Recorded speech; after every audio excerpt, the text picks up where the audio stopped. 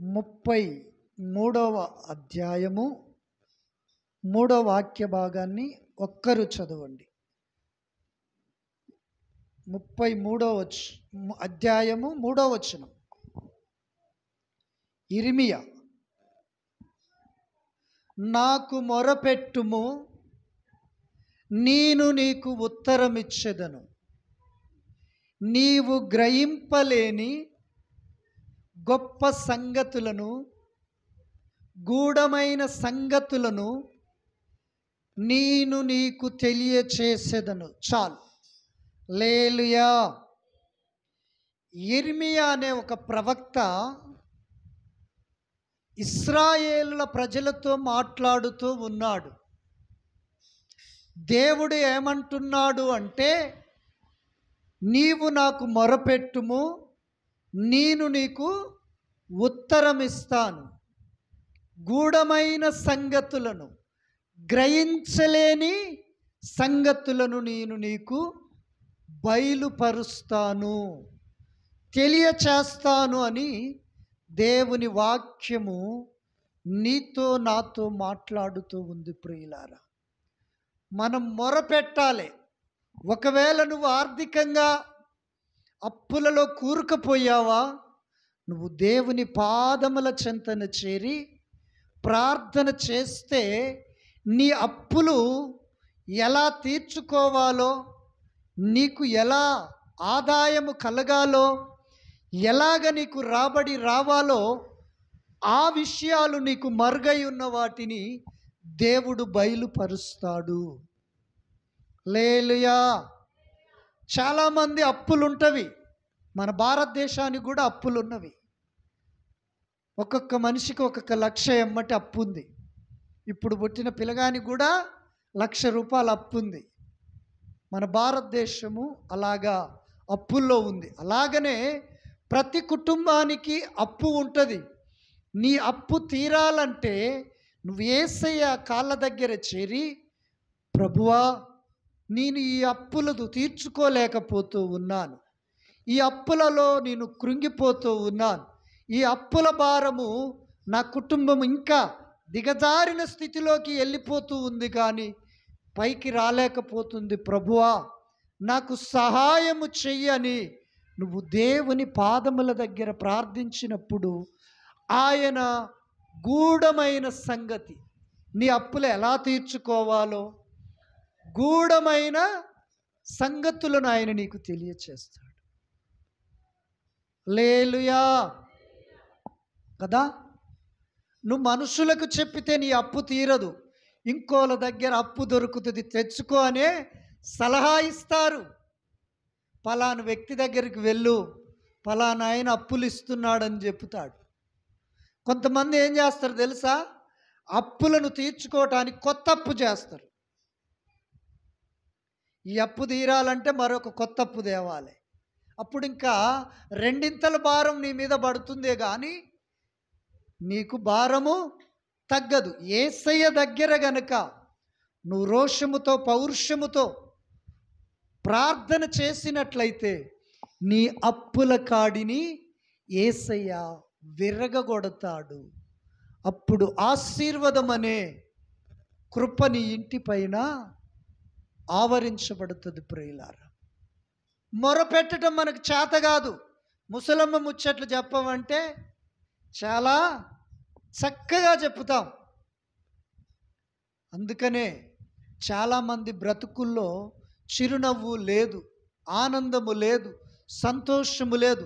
నువ్వు కుటుంబ కలహాలతో ఉన్నావేమో, నీ కుటుంబంలో సమాధానము లేదేమో, నీ కుటుంబంలో నెమ్మది లేదేమో, కలహము లేని కూడు నువ్వు ఎన్నడైనా తిన్నావో తినలేదో నాకు తెలియదు, కానీ నువ్వు యేసయ్య దగ్గర చేరి, ప్రభువా, కలహము లేని కూడు నేను ఇప్పటి వరకు తినలేకపోయాను, నా కుటుంబాన్ని కలహాల నుండి విడిపించు, గొడవల నుండి విడిపించు, అసమాధానము నుండి విడిపించు, మనస్పర్ధల నుండి విడిపించు అని నువ్వు మొరపెడితే నా యేసయ్య నీ ఇంట్లో ఉన్న వారందరినీ సరిచేస్తాడు. వారిలో ఉన్న దురాత్మ ప్రభావాన్ని తొలగిస్తాడు. పౌలు భక్తుడు అంటాడు, మీరు పోరాడునది శరీరులతో కాదు. ఎఫెసీ 6:12 చదవండి. దైవజనుడైన పౌలు ఎఫెసీ సంఘముతో చెప్పిన మాట, 6వ అధ్యాయము 12వ వచనం. ఏలయనగా మనము పోరాడునది శరీరులతో కాదు, కానీ పుట్నోట్లో ఉన్నది చదవండిరా. అక్కడ బ్రాకెట్లో ఉన్నది, పుట్నోట్లో ఉన్నది రక్త మాంసములతో. అంటే మనము పోరాడునది శరీరులు అనగా రక్త మాంసము కలిగిన మనుషులు కారని అర్థము. అంటారు, ఫలానా వ్యక్తి నాకు శత్రువు, ఫలానా వ్యక్తి నాకు విరోధి, ఫలానా మనిషి నాకు పగవాడు అని ఆ మనిషి మీద వీళ్ళు పగబెట్టుకుంటారు, ఆ మనిషి మీద పగ పెంచుకుంటారు, ఆ మనిషిని శత్రువుగా చూస్తారు. పౌలనే దైవజనుడు ఎఫెసీ సంఘానికి చెప్పుతూ ఉన్నాడు, మీరు పోరాడునది శరీరులతో కాదు, రక్త మాంసము కలిగిన మనుష్యులతో కాదు. ఇప్పుడు చదవండి. ప్రధానులతోనూ అధికారులతోనూ ఆకాశ మండలమందుండు అంధకారపు దురాత్మల సమూహముతోనూ పోరాడుచున్నాం. చాలు. మనం ఎవరితో పోరాడుతున్నామో చక్కగా స్పష్టముగా అర్థమయ్యే రీతిలో బైబిల్ సెలవిస్తూ ఉంది. మనము పోరాడుతున్నది దురాత్మలతోనూ అంధకార శక్తులతోనూ ఆకాశ మండలమందుండు దురాత్మల సమూహముతో పోరాడుతూ ఉన్నాము గనుక, నీవు గనుక నీ ఇంటిలో, నీ బ్రతుకులో, నీ జీవితములో అటువంటి పోరాటము ఉన్నట్లయితే యేసు ప్రభు పాదముల దగ్గర చేరి మొర్రపెట్టు. ఆ ప్రభావము నుండి విడిపిస్తాడు, ఆ శక్తుల నుండి విడిపిస్తాడు, ఆ అంధకారపు క్రియల నుండి విడిపిస్తాడు, ఆ దురాత్మ సమూహము నుండి నా ప్రభు నీకు విడుదలనిస్తాడు. మనం ఎప్పుడైనా గుర్తుపెట్టుకోవలసింది మనుషులతో కాదు, రక్తమాంసము కలిగిన శరీరులతో కాదు, దురాత్మలతో మనము పోరాడుతున్నాం. ఆ దురాత్మ ఆ వ్యక్తిలో చేరుతుంది, నిన్ను రెచ్చగొడుతుంది, నిన్ను ప్రేరేపిస్తుంది, నీ మీదికి ఉసిగొల్పుతుంది. దానిని ఆత్మీయుడైతే గ్రహించి ఆత్మలో మౌనముగా ప్రార్థన చేస్తాడు. ప్రభువా, ఈ దురాత్మ క్రియను బంధించు, ఈ అంధకారపు శక్తులను బంధించు, ఆకాశ మండలమందుండు సమూహమును లయపరచు అని ప్రభు పాదముల దగ్గర మొరపెడతారండి.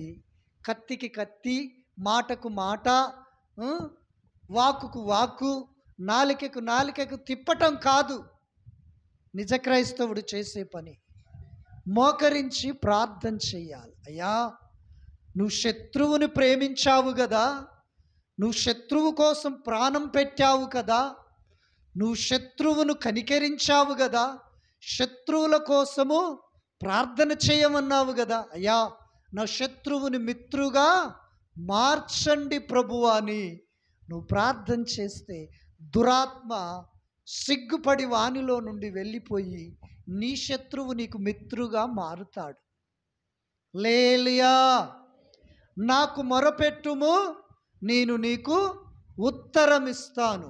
నువ్వు శత్రువు పోరాటాలలో ముందుకు వెళుతున్నావేమో, నీ భార్య నీకు శత్రువుగా ఉండొచ్చు, నీ భర్త నీకు శత్రువుగా ఉండొచ్చు, నీ పిల్లలు నీకు శత్రువులుగా ఉండొచ్చు, లేదా అత్తమామలు, ఆడపడుచు, తోడబుట్టినవారు ఎవరైనా కానీ నీకు శత్రువుగా ఉన్నప్పుడు మొర్రపెట్టుము, దేవుడు నీకు ఉత్తరం ఇస్తాడు.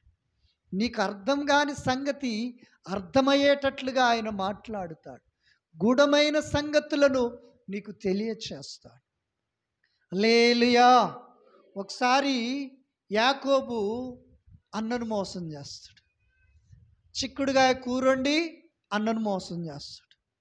ఆ మందలో మేకను తెచ్చి తండ్రికి వంట చేసి ఆ జ్యేష్ఠత్వాన్ని కొట్టివేసి తండ్రి దగ్గర దీవెనలు పొందుకుంటాడు.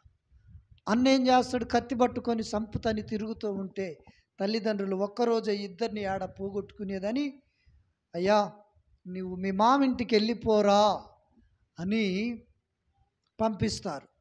యాకోబు ఆ రాత్రి ప్రయాణమై వెళ్తూ చీకటైద్ది. చీకటైతే త్రోవ దారి కనబడేది లేదు గనుక ఆ అరణ్యములో ఒక రాయి తీసుకొని తలకు తలదిండుగా పెట్టుకొని నిద్రపోతాడు. నిద్రపోతే కల వస్తుంది. ఆ కలలో నిచ్చెన పడుతూ ఉంటుంది. ఆ నిచ్చెన మీద ఆ దేవదూతలు ఎక్కుతూ దిగుతూ కనబడుతూ ఉంటారు. యాకోబుకు మెలకొచ్చి, అమ్మో ఎంత భయంకరమైన స్థలము ఇది, నిజముగా దేవుని పరలోకపు గవిని, దేవుని మందిరమే గాని మరొకటి కాదు అని అంటాడు. అప్పుడు యాకోబు అక్కడ మోకరిస్తాడు. అయ్యా నేను క్షేమముగా వెళ్ళి లాభముగా పిల్ల పాపలతో తిరిగి వస్తే నేను ఇక్కడ రాయి నిలిపి నూనె పోసిన ఈ స్థలములో నీకు నేను మందిరం కడతానని మొక్కుబడి చేసుకుంటాడు. యాకోబు మర్చిపోయినా దేవుడు మర్చిపోలే. కనుక నా ప్రియమైన దేవుని సంగమా, సంఘబిడ్డలారా, 20 సంవత్సరాల తర్వాతికి దేవుడు యాకోబుతో మాట్లాడు, నువ్వు బేతేలుకెళ్ళు, అక్కడ నువ్వు బలిపీఠమును కట్టి బలి అర్పించు, నీ దగ్గర ఉన్న వెండి బంగారములన్నీ తీసివేయి, వ్యయమైన దేవతలను నువ్వు భూమిలో పాతిపెట్టు అన్నప్పుడు, అప్పుడు దేవుడు 20 సంవత్సరాల తర్వాత యాకోబు మాట్లాడి బేతేలుకు నడిపించాడు. ప్రియులారా, నువ్వు ఎన్ని సంవత్సరాలు శ్రమ అనుభవిస్తున్నావో, ఒకవేళ దేవుడు చేసిన వాగ్దానాలను మరిచిపోయిన, వాగ్దానము చేసిన దేవుడు నమ్మదగిన దేవుడు, ఆయన మరిచిపోడు. హల్లెలూయా, దేవునికి స్తోత్రం. మనందరికీ ప్రపంచములో కానీ క్రైస్తవ సేవా పరిచర్యలో కానీ కనబడే ఒక యథార్థమైన సంఘటనలు ఏంటయ్యా అంటే, కొంతమందికి తండ్రులు సంపాదించిన సంఘం ఉంటుంది, తాత సంపాదించిన సంఘం ఉంటుంది. కొంతమందికి తాత ముత్తాతలు ఇచ్చిన ఆస్తులతో వారు పరిచర్యలు చేస్తూ ఉంటారు. హల్లెలూయా. ఇక్కడ మా తాత ముత్తాతలు ఇచ్చింది లేదు, మా తండ్రి ఇచ్చింది లేదు, మేమేమన్నా సంపాదించుకున్నది లేదు. మొర్ర పెట్టాము దేవునికి, దేవుడు సహాయము చేశాడు, ఎన్నో కార్యాలు చేశాడు. ఒక యవ్వన బిడ్డ చేతబడి చేస్తే అమాసకు పున్నానికి ఒంటి మీద బట్టలు లేకుండా ఉరుకులు పెట్టేది. ఆ బిడ్డను మా దగ్గరికి తీసుకొస్తే మేము మొర్ర పెట్టాము, దేవుడు మాట్లాడి ఉత్తరం ఇచ్చి ఆ బిడ్డకు విడుదలనిచ్చాడు. నీ బ్రతుకులో నా బ్రతుకులో మొరపెట్టే జీవితము లేకపోతే నువ్వు క్రైస్తవుడు అనుకోవటానికి నీకు బాగుంటుంది, కానీ నీ బ్రతుకు ఏమీ బాగుండదు. నీ బ్రతుకులో ఏ కార్యము జరగదు, నీ జీవితంలో ఏ మేలు పొందవు. మొరపెట్టే అనుభవం కావాలి, ప్రార్థించే అనుభవం కావాలి.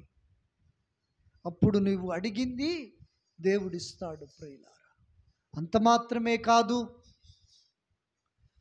మరొక బుడ్డోని పట్టుకొచ్చారు, వాడికి చేతబడి చేశారు. ఏదో మా తాత నేర్పిన అనుభవాలు మాకు లేవు, మా తల్లిదండ్రులు మాకు పరిచర్యలో నేర్పిన మెలకువలు మాకు లేవు. మాకు తెలిసింది ఒక్కటే, బైబిల్ చదవటం, మొర్ర పెట్టడం, బైబిల్ చదవటం, ప్రార్థన చేయటం. వాడిని తీసుకొచ్చారు, ప్రార్థన చేశాం, విడుదల వచ్చింది, బాగుపడ్డాడు. పోయిన తర్వాత వానికి చెయ్యి మీద పడ్డది. మళ్ళీ తీసుకొచ్చారు, ప్రార్థన చేశాం, విడుదల వచ్చింది, పోయిండు. మళ్ళా కొద్ది రోజుల తర్వాతకి కళ్ళ మీద పడ్డది. అంటే ఆ చేతబడి చేసే వాళ్ళు విడుదల వస్తూ ఉంటే మరలా శక్తులను పంపిస్తూ ఉన్నారు. మాదేదో విద్యాజ్ఞానము కాదు, తాత ముత్తాతలు నేర్పింది కాదు, పితరులు తల్లిదండ్రులు చెప్పింది కాదు. మోకాళ్ళ అనుభవం, కన్నీటి ప్రార్థన, ఉపవాసము, బైబిల్ చదవటం, మొరపెట్టడం. ప్రార్థన చేశాము, వారిని తీసుకొచ్చారు. అప్పుడు దేవేందరుండు మా మధ్యలో. మేమందరం ఇంట్లో ఆదివారం ఆరాధన అయిపోయింది, ఆ పోరగాన్ని పెట్టుకొని ప్రార్థన చేస్తూ ఉన్నాం. దేవేందర్ని ప్రార్థన చేయమన్నాం. దేవేందరు ప్రార్థన చేసి ఆమెను అనేసరికి వాడి కళ్ళు వచ్చేసి, హల్లెలూయా. గనుక నా ప్రియమైన దేవుని సంగమా, సంఘ బిడ్డలారా, ఎటువంటి మొండి సమస్య అయినా, గడ్డు పరిస్థితి అయినా, గడ్డు సమస్యలైనా నువ్వు ఎదుర్కొంటున్నప్పుడు ప్రభు పాదముల దగ్గర ప్రార్థించే అనుభవం ఉంటే నువ్వు విడుదల పొందుతావు. నేను ప్రార్థిస్తే, నీవు మొరపెట్టకపోతే నీ తలకు జెండుబాము రాసినట్టే. గుర్తుపెట్టుకో. ఎవరైనా అమ్మా నేను ప్రార్థన చేస్తా నువ్వు బాగుపడతావంటే దాంట్లో సగం మోసం ఉంది. నువ్వు నేను ప్రార్థన చేయాలి, దేవుడు కార్యం చేస్తాడు. ఒక్కలే ప్రార్థన చేయటం కాదు. చాలామంది అంటారు ప్రార్థన చేస్తలే అంటారు, వీడేమో ఆయన మీద గురి కలిగి ఉంటాడు, వీడు దేశం అంతా తిరిగి వస్తాడు, వాడి బ్రతుకు అలాగే ఉంటుంది, వాని రోగం అలాగే ఉంటుంది, వాని కుటుంబ పరిస్థితి అలాగే ఉంటుంది. ఎందుకో తెలుసా? వానికి మొర్రపెట్టే అనుభవం లేదు, ప్రార్థించే జీవితం వానికి లేదు. ఎవరైతే ప్రార్థన చేస్తారో వారి జీవితంలో దేవుడు సూర్యకార్యాలు చేస్తాడు, భీకరమైన కార్యాలు చేస్తాడు, గంభీరమైన కార్యాలు చేస్తాడు. హల్లెలూయా. దేవునికి స్తోత్రం. మీకు తెలుసో తెలియదో, ఎయిడ్స్ వ్యాధి వచ్చినోడు బాగుపడ్డాడు ఇక్కడ మన పరిచర్యలో. వివరాలు పేర్లు మనకెందుకులే కానీ ఎయిడ్స్ వ్యాధోడు బాగుపడ్డాడు. నేను అనుకున్నా వీడు చచ్చిపోతాడు అనుకున్నా. నేను కూడా అలసిపోయినా, అమ్మగారు కూడా ఇక దేవుడి దయ అన్నట్టుగా ఉంది. రాత్రికి రాత్రే దేవుడు కార్యం చేశాడు. 1 రోజులు పడ్డ ప్రయాసం. వాళ్ళైతే ఉపవాసం ఉండి గోచాడారు. అన్నం తినక, నీళ్లు తాగక 3 దాకా నేల అలికారు. వాళ్ళతో పాటు మేము కలిసి మొరపెట్టాము. వాడు అద్భుతముగా, ఆరోగ్యంగా, బలవంతుడుగా బ్రతుకుచున్నాడు. ప్రియులారా, నీవు నేను మనుషులతో మాట్లాడటము కంటే, జనులతో తిరగటము కంటే, లోకముతో సాగిపోవటము కంటే ప్రభుతో మాట్లాడటము నేర్చుకో, ప్రభుతో నడవటము నేర్చుకో, ప్రభు దగ్గర మొరపెట్టటము నేర్చుకో. నీ స్థితిని నా దేవుడు మారుస్తాడు, నీ పరిస్థితిని దేవుడు మారుస్తాడు. హల్లెలూయా. దేవునికి స్తోత్రం. దేవునికి మహిమ కలుగునుగాక. ఈ స్థలము కొనేటప్పుడు సంఘబిడ్డలు చిట్టి తెచ్చారు, ఒక 50,000. వారు ఒక 30,000 వరకు మాత్రమే కట్టగలిగారు. ఎందుకంటే కరోనా వచ్చింది, పనులు లేవు, వారు కట్టే స్థితి లేదు. నేనైతే ప్రతి నెల కట్టడానికి నాకు సహాయం చేయి ప్రభు అని ప్రార్థన చేశాను. దేవుడు కట్టడానికి కృప చూపించాడు. నెలలో 2-3 తక్కువ ఇచ్చేవారు, అవి నేను కలిపి కట్టేవాడిని. వాటిని ఒక నెల లేటుగా ఇచ్చినా తీసుకునే అంత ఓపికను ఇచ్చిన ఆయనకు దేవుడు ఇచ్చాడు. ఇచ్చినాడే తీసుకుండు, కానీ ఎన్నడూ నాకు ఈరోజు కావాలని అడగలేదు. ప్రియులారా, పేరు చెప్తే మీరు అడుగుతారని చెప్పట్లేదు. హల్లెలూయా. దేవునికి స్తోత్రం. గనుక నా ప్రియమైన సంగమా, సంఘ బిడ్డలారా, ఈ పరిచర్యకు పెట్టుబడి మా నాన్న పరిచర్య చేస్తూ వచ్చింది కాదు, మా తాత సేవ చేస్తూ వచ్చింది కాదు. సంఘములో దశంభాగాలు ఇస్తారంటే దశంభాగాలు ఇచ్చేవారు చేతులు ఎత్తండి. ఒక్కరు లేరు. కానీ ఈ స్థలము కొనుటకు, కట్టుటకు, పరిచర్య జరుగుటకు, మేము బ్రతుకుటకు పునాది ఏందో తెలుసా? మొర్ర పెట్టటము. మనుషుల మీద ఆధారపడలే, సంస్థల పైన ఆధారపడలే. నేను ప్రార్థన చేసేవాడిని, ఖండ ఖండాల నుంచి నీ సహాయము రావాల ప్రభువా, మందిరము కట్టబడాల ప్రభు అని ప్రార్థన చేశాను. ఒక సంస్థలో దేవుడు మన యందు ప్రేమ, జాలి, దయా, కరుణ చూపించి ఒక సంస్థ వారు మనకు సహాయము చేస్తే ఈ గోడలు స్లాబ్ వేసుకున్నాం. హల్లెలూయా. అనిల్ వరల్డ్ ఇవాంజలిం వారు దానికి దగ్గర 4 సంవత్సరాలు ప్రార్థన చేశాం. ఫస్ట్ సారి అప్లికేషన్ పెడితే తీసి చెత్తబుట్టలు వేశారు. రెండోసారి అప్లికేషన్ పెట్టి వాళ్ళు అప్రూవల్ చేస్తే వస్తుందిలే అని మేము సైలెంట్గా ఉన్నాం. దేవుడు అమ్మగారితో మాట్లాడి, మీరు ప్రార్థించకపోతే అవి కూడా రావు అంటే, అప్పుడు భారంగా ప్రార్థన చేస్తే 1100 మందిలో 1100 మందిలో 11 మందిని సెలెక్ట్ చేశారు. ఆ 11 మందిలో మన మందిరము 9ది. ఇంకిద్దరైతే మనం అవుట్, మనకు వచ్చేది కాదు. రావటానికి కారణం, ఆ 9వ స్థానంలో ఉండటానికి కారణం ప్రార్థన. మొరపెట్టాలి ప్రియులారా.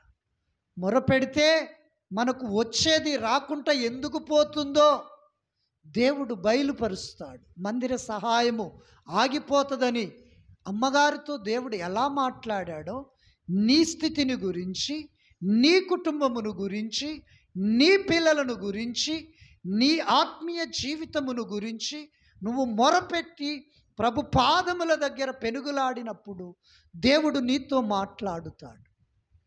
హల్లెలూయా. నువ్వు మొరపెట్టకుండా సేవకుని చూపించి బతికితే ప్రారంభములో బాగానే ఉంటావు, చివరికి వచ్చేసరికి నువ్వు పడిపోతావు. నీ పరిస్థితి అఘోమయ స్థితిగా ఉంటుంది. హల్లెలూయా. యేసయ్య పగలంతా ప్రజలకు సువార్తను ప్రకటించాడు, దేవుని రాజ్యమును గురించి బోధించాడు. ఆయన రాత్రి కొండకు వెళ్ళి ఏకాంతముగా రాత్రంతయు గడిపెను, ప్రార్థనలో గడిపాడు. ప్రియులారా, ప్రార్థించని ప్రతి ఒక్కరూ సిగ్గుపడతారు, ప్రార్థించని ప్రతి ఒక్కరూ లజ్జింపబడతారు, ప్రార్థించిన ప్రతి ఒక్కరూ గెలుస్తారు, ప్రార్థించిన ప్రతి ఒక్కరికి దేవుడు విజయాన్ని ఇస్తాడు. హల్లెలూయా. కమ్మని 4 మాటలు చెప్పి మిమ్మల్ని వదిలేస్తే రేపటి దినమున నేను అక్కడ లెక్క ఒప్పజెప్పాలి. నీ గురించి నీ లెక్క చెప్పాలి. అక్కడ నువ్వు పడిపోయావా, నీకు నేను గట్టిగా బుద్ధి చెప్పి హెచ్చరించి సరిచేసి దిద్దుబాటు చేయని మాటలు చెప్పకపోతే, దేవుడు దీవిస్తున్నాడు నిన్ను అని వదిలేస్తే నేను లెక్కకు ఉండాలి. దేవుడు దీవించటానికి కూడా మనం ఏం చేయాలో తెలుసా? పేతురు రాసిన మొదటి పత్రిక 3వ అధ్యాయము 9వ వచనం. హల్లెలూయా. మొదటి పేతురు 3:9. ఆశీర్వాదమునకు వారసులగుటకు మీరు పిలువబడితిరి గనుక కీడుకు ప్రతి కీడైనను దూషణకు ప్రతి దూషణ చేయక దీవించుడి. మనము దీవించబడాలి, మనము ఆశీర్వదించబడాలి, మనము ప్రభు కృపకు పాత్రులుగా కావాలి అంటే కీడుకు ప్రతి కీడు చెయ్యొద్దు. బాధ కలిగితే మౌనంగా ఉండు. ఆ బాధను నాలో నుంచి తొలగించు ప్రభువా, తట్టుకునే శక్తిని, ఓర్చుకునే ఓర్పును దయచేయమని ప్రార్థన చేసుకో వ్యక్తిగతంగా. వారు తిడితే నువ్వు తట్టుకునే శక్తిని దేవుడిస్తాడు. వారు నిన్ను దూషిస్తే ఓర్చుకునే ఓపికను దేవుడిస్తాడు. అప్పుడు నువ్వు ఆశీర్వదించబడుతావు, అప్పుడు నువ్వు దీవించబడుతావు. కీడుకు ప్రతి కీడు చేయాలని అవకాశం కోసం ఎదురు చూస్తారు. మాటకు ప్రతి మాట అనాలని నువ్వు చూస్తూ ఉంటావు. అలా ఉంటే నీకు దీవెన రాదు. కనుక అయ్యా, నన్ను తిట్టిన వారిని క్షమించు, నన్ను తిట్టిన వారిని క్షమించు, నన్ను తిట్టిన వారిని క్షమించు, నన్ను దూషించిన వారిని క్షమించు అని కీడుకు ప్రతి కీడు చెయ్యక నువ్వు ప్రభు పాదముల దగ్గర ప్రార్థన చెయ్యి. అప్పుడు దేవుడు నిన్ను ఆశీర్వదిస్తాడు, దేవుడు దీవిస్తాడు. దూషించొద్దు, ప్రతీకారము తీర్చుకోవద్దు. హల్లెలూయా, దేవునికి స్తోత్రం. పగ తీర్చుట నీ పని కాదు, దేవుని పని. ప్రార్థన చేయి, దేవుడు అద్భుతముగా యుద్ధము చేస్తాడు. యుద్ధము యెహోవాది, మనది కాదు. మనది ప్రార్థన, మనది మొర్ర. హల్లెలూయా. కనుక నా ప్రియమైన దేవుని బిడ్డలారా, పాత చర్చిలో ఉన్నప్పుడైతే ఎప్పుడు ఆల్ నైట్ అప్పుడు మనుషులు వచ్చేది, తిట్టేది, గల్లబట్టేది, వచ్చిన పాస్టర్లను కూడా బూతులు తిట్టేది. సరే, మాకు కూడా ఉప్పు కారం తింటున్నాం, శివునెత్తురుంది కనుక రోషం వచ్చేది. యేసయ్య వైపు చూసేది, పిల్లిలాగా మారిపోయేది. హల్లెలూయా. ఇటున్న నీ వైపు చూసినా, ఇటున్న నీ వైపు చూసినా పెద్ద గత్తర గోలయ్యేది. దేవునికి స్తోత్రం. దేవుడు యుద్ధము చేశాడు, కార్యము చేశాడు, నెమ్మదినిచ్చాడు, సమాధానమునిచ్చాడు ప్రియులారా. అందుకనే నీవు నాకు మొరపెట్టుము, నేను నీకు ఉత్తరమిస్తా.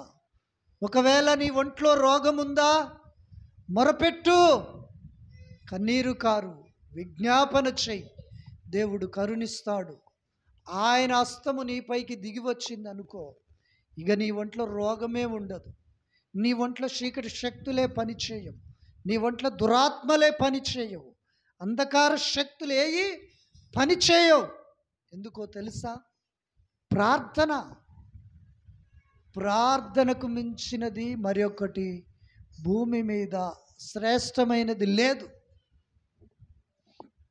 నువ్వు ప్రార్థిస్తే సమస్తాన్ని తీసుకొచ్చి నా దేవుడు నీ పాదాల దగ్గర ఉంచుతాడు. ఆమేన్, హల్లెలూయా.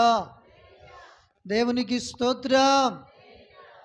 గూఢమైన సంగతులు, నువ్వు చనిపోయే స్థితి నీకు వచ్చిందనుకో, నీ భర్తతో మాట్లాడతాడు, నీ భార్యతో మాట్లాడతాడు, నీ ఇంటి వారితో మాట్లాడతాడు, సేవకునితో మాట్లాడతాడు, సేవకురాలితో మాట్లాడుతాడు. మాట్లాడి అవసరమైతే నిన్ను అక్కడికా లేదా సేవకుడు సేవకురాలు నీ ఇంటికి రావటమా, ఆ కార్యాన్ని దేవుడు జరిగిస్తాడు ప్రియులారా. కనుక నేను పోరాడుతున్నది శరీరులతో రక్త మాంసముతో కాదు, అధికారులతోనూ ప్రధానులతోనూ అంధకారపు శక్తులతోనూ ఆకాశ మండలమందు దురాత్మ సమూహములతో పోరాడుతూ ఉన్నాము. గనుక మనము ప్రార్థనలో మొరపెట్టుకునే అనుభవం ఉండాలి. అప్పుడు నేను గెలుస్తాము, జయమును పొందుతాము. ఎంత పెద్ద రోగమైన పొద్ది నువ్వు ప్రార్థించకుండా ఉంటే ఏమీ ఉండదు ప్రియులారా. ప్రార్థించినోడే ప్రభు కార్యాన్ని కనులారా చూస్తాడు. హల్లెలూయా, దేవునికి స్తోత్రం.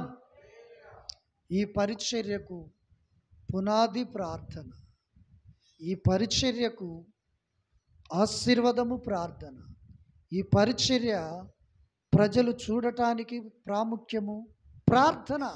ఇంకొకటి ఏమీ లేదు. మ్యాజిక్ మంత్రము, మాయా మర్మాలు ఏమీ లేవు. ప్రార్థన, ప్రార్థన, ప్రార్థన, ప్రార్థన, ప్రార్థన. హల్లెలూయా. గనుక ప్రార్థించాలని నీకు ఆశ ఉన్నట్లయితే దేవుడు ఖచ్చితంగా ప్రార్థనతో నిన్ను బలపరుస్తాడు. అట్టి తైలముతో నీ తలంటి అభిషేకిస్తాడు. ఆశ లేకపోతే జరగదు.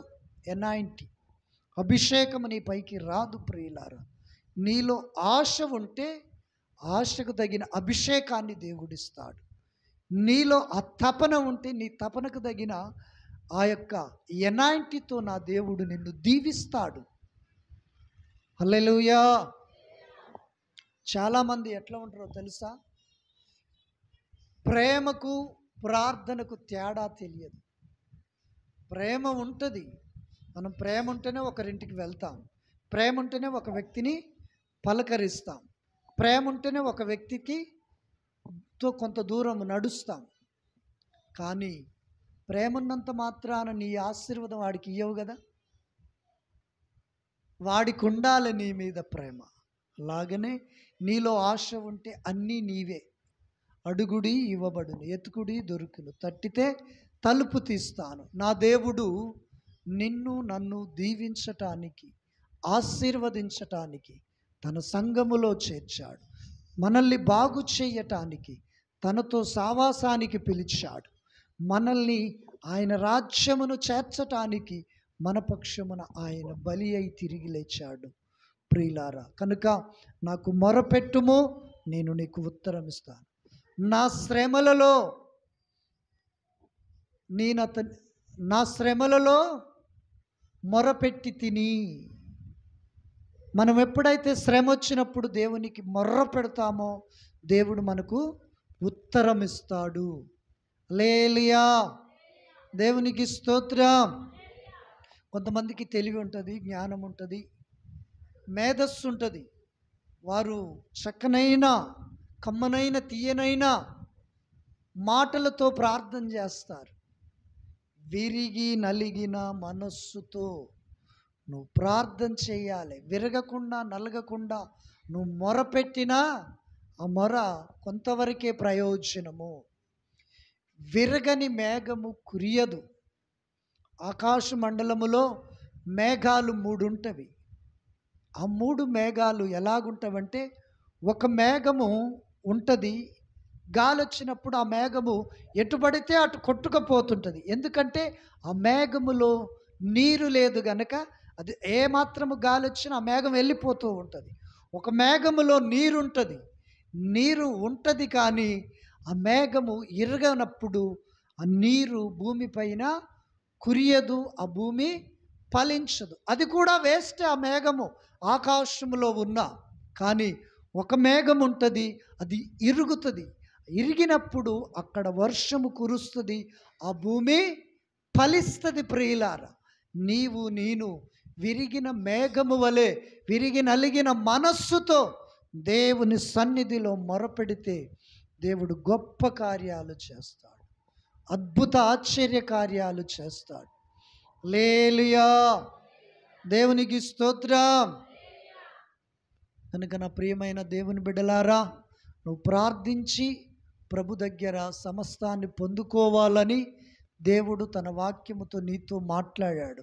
పక్కన ఉన్న ఇంటి వారితో మనకు శత్రుత్వము కాదు, వారిలో ఉన్న దురాత్మను నువ్వు గ్రహించాలి, వారిలో ఉన్న అంధకారాన్ని నువ్వు గుర్తెరగాలి, వారిలో ఉన్న ఆకాశ మండలపు శక్తులను నువ్వు పసిగట్టి ప్రార్థన చెయ్యాలి.